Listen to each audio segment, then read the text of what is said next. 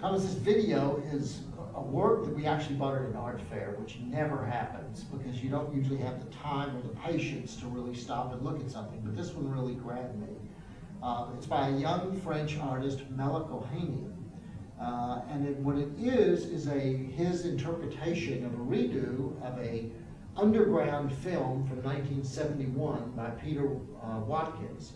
And it sort of, in a way, dealt with the mythologies and the protests surrounding the Vietnam War. And what's interesting to me about it is the way he's carved out information and the sort of narrative that was going on in the protest movement back then. And if you think about the world as it is today, and similar arguments about the Iraq War and Afghanistan, and these sorts of notions have a, almost a perverse way of repeating themselves, both in real life and in art.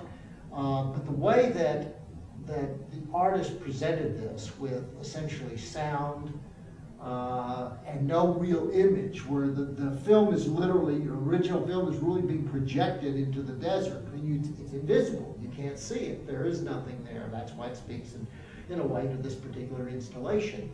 And on the TV screen behind, there is the text written out of what in fact is being spoken, yet it's not quite in sync. It's just there's a tension that's created inherently by the nature of the presentation of this work. That's part of the seduction, but it's part of the way of really dealing with a compelling and interesting subject, but it's the creativity of the artist that's translated this into something that really does hold your attention.